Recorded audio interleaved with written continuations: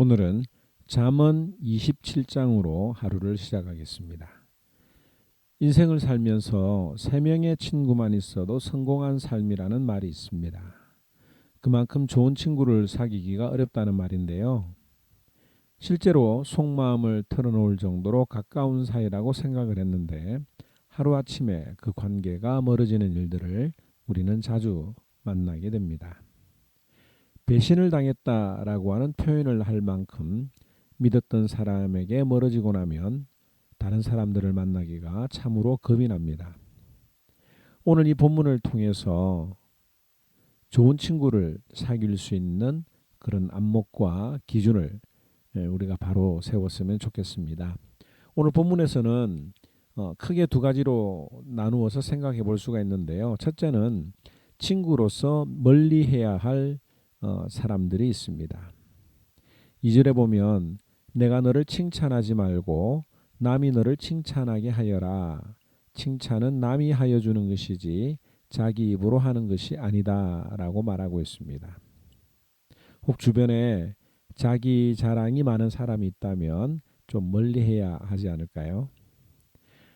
3절에 보면 돌은 무겁고 모래도 가볍지 아니하거니와 미련한 자의 분노는 이 돌보다 무거우니라고 하는 말씀이 있습니다. 이 말은 어떤 말씀입니까? 화를 잘 내는 사람, 분노를 참지 못하는 사람 또한 친구로서 좀 멀리해야 될 요소라고 생각이 됩니다.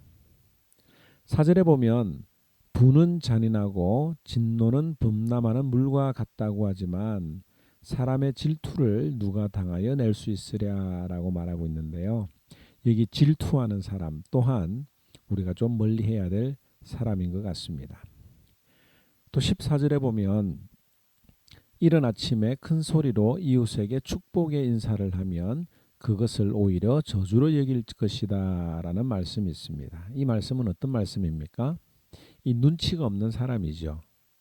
아무리 좋은 말이라도 조용히 해야 할 때와 또 떠들어야 할 때가 있는데 그 때를 구분하지 못하는 사람은 좋은 친구가 될 수가 없습니다. 또 15절에 보면 다투기를 좋아하는 여자는 비 오는 날 지붕에서 끊임없이 비가 새는 것과 같다라고 말합니다.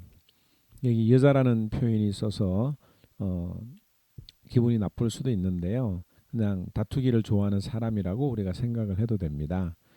잔소리가 많고 공격적인 성향을 가진 사람, 만날 때마다 이 다툼이 일어나는 그런 사람이라면 우리가 좀 멀리해야 하지 않을까요?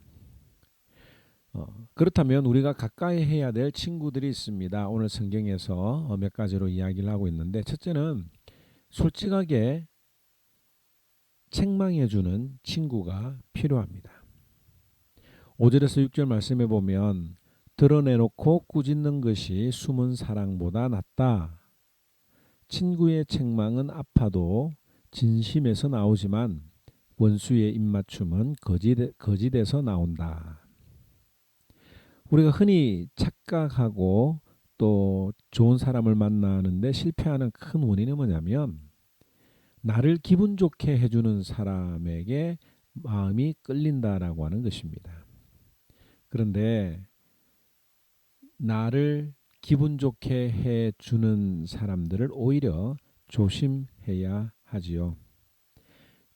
영혼 없이 립 서비스를 하는 것은 대단히 쉬운 일입니다. 그냥 기분을 맞춰주면 되는 거예요. 그러나 그 영혼에게 가장 필요한 것들이 드러나고 보일 때에 그것을 솔직하게 말할 수 있는 친구가 여러분들 주변에 있습니까? 9절에도 보면 향유와 향료가 마음을 즐겁게 하듯이 친구의 다정한 충고가 그와 같다라고 말하죠. 또 17절에는 쇠붙이는 쇠붙이로 쳐야 날이 날카롭게 서듯이 사람도 친구와 부대껴야 지혜가 예리해진다고 말합니다.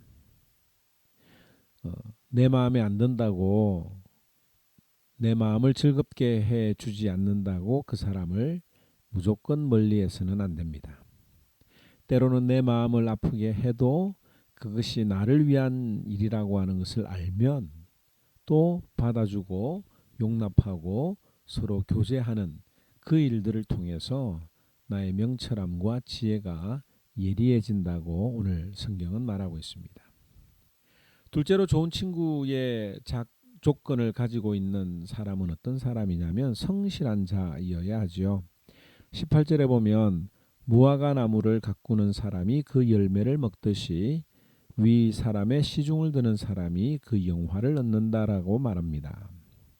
자신에게 맡겨진 일에 최선을 다하는 사람. 하나님께서 우리 인생에게 맡겨주신 일은 무엇이든지 성실하게 행하는 사람. 그런 사람이 우리에게 좋은 친구가 될 것이고 또 그 하나님 앞에서 그렇게 행하는 자는 결코 그 상을 잃어버리지 않을 것입니다. 그리고 이 성실함은 자기의 양떼와 소떼를 귀히 여기고 부지런히 살피는 삶에서 나타납니다. 23절에 보면 너희 양떼의 형편을 잘 알아두며 너희 가축대에게 정성을 기울여라. 그리고 또 좋은 친구로서 우리가 사귈 수 있는 사람은 셋째로 겸손한 자이죠. 21절에 보면 도가니는 은을, 화덕은 금을 단련하듯이 칭찬은 사람됨을 달아볼 수 있다. 우리가 흔히 그 사람의 진면목을 알 수 있는 방법은 어렵고 힘든 때라고 생각을 하는데 그게 아닙니다. 오히려 친구가 잘 될 때 그 관계들이 정리되는 경우들이 많이 있습니다. 없어도 없는 가운데서도 작은 것이라고 나누려고 하는 사람들은 많이 있습니다. 그런데 주변을 한번 잘 살펴보시기 바랍니다. 큰 돈이 생기면 오히려 사람 관계를 정리하는 경우들이 훨씬 더 많아지는 것 같아요. 그래서 돈을 잘 벌고 또 잘 나가도 나에게 한결같은 친구가 정말 멋진 친구라고 하는 점 우리가 기억을 해야 합니다. 오늘 이 본문을 통해서 이런 좋은 친구를 만나고 싶다라고 아마 생각을 다 하실 것입니다. 물론 기도해야 되고요. 그런데 어떻게 이런 친구를 만날 수가 있습니까? 먼저 내가 이런 사람이 되어야 하지 않겠습니까? 유유상종이라고 이런 어떤 좋은 친구를 소중하게 생각하고 기도하며 기다리는 사람에게 하나님이 그런 사람들을 보내주는 겁니다. 오늘 이 말씀 묵상하면서 하나님 나에게 좋은 친구를 허락하시고 또 내가 다른 사람들에게 좋은 친구가 되게 하여 주옵소서라고 기도하며 하루를 시작하는 저와 여러분들이 되기를 바랍니다. 제27장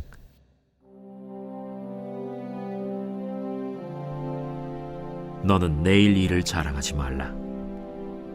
하루 동안에 무슨 일이 일어날는지 내가 알 수 없음이니라. 타인이 너를 칭찬하게 하고 내 입으로는 하지 말며 외인이 너를 칭찬하게 하고 내 입술로는 하지 말지니라. 돌은 무겁고 모래도 가볍지 아니하거니와 미련한 자의 분노는 이 둘보다 무거우니라. 부는 잔인하고 노는 창수 같거니와 투기 앞에야 누가 서리요. 면책은 숨은 사랑보다 나으니라. 친구의 아픈 책망은 충직으로 말미암는 것이나 원수의 잦은 입맞춤은 거짓에서 난 것이니라. 배부른 자는 꿀이라도 싫어하고 줄인 자에게는 쓴 것이라도 다니라. 고향을 떠나 유리하는 사람은 보금자리를 떠나 떠도는 새와 같으니라. 기름과 향이 사람의 마음을 즐겁게 하나니 친구의 충성된 권고가 이와 같이 아름다우니라. 내 친구와 내 아비의 친구를 버리지 말며 내 환난 날에 형제의 집에 들어가지 말지어다. 가까운 이웃이 먼 형제보다 나으니라. 내 아들아, 지혜를 얻고 내 마음을 기쁘게 하라. 그리하면 나를 비방하는 자에게 내가 대답할 수 있으리라. 슬기로운 자는 재앙을 보면 숨어 피하여도 어리석은 자들은 나가다가 해를 받느니라. 타인을 위하여 보증선자의 옷을 취하라. 외인들을 위하여 보증선자는 그의 몸을 볼모잡을지니라. 이른 아침에 큰 소리로 자기 이웃을 축복하면 도리어 저주같이 여기게 되리라. 다투는 여자는 비 오는 날에 이어 떨어지는 물방울이라. 그를 제어하기가 바람을 제어하는 것 같고 오른손으로 기름을 움키는 것 같으니라. 철이 철을 날카롭게 하는 것 같이 사람이 그의 친구의 얼굴을 빛나게 하느니라. 무화과 나무를 지키는 자는 그 과실을 먹고 자기 주인에게 시중드는 자는 영화를 얻느니라. 물에 비치면 얼굴이 서로 같은 것 같이 사람의 마음도 서로 비치느니라. 스올과 아바도는 만족함이 없고 사람의 눈도 만족함이 없느니라. 도가니로 은을, 풀무로 금을, 칭찬으로 사람을 단련하느니라. 미련한 자를 곡물과 함께 절구해 놓고 공의로 찌을지라도 그의 미련은 벗겨지지 아니하느니라. 내 양떼의 형편을 부지런히 살피며 내 소떼에게 마음을 두라. 대저 재물은 영원히 있지 못하나니 면류관이 어찌 대대에 있으랴. 풀을 벤 후에는 새로 움이 돋나니 산에서 꼴을 거둘 것이니라. 어린 양의 털은 내 옷이 되며 염소는 밭을 사는 값이 되며 염소의 젖은 넉넉하여 너와 내 집의 음식이 되며 내 여종의 먹을 것이 되느니라.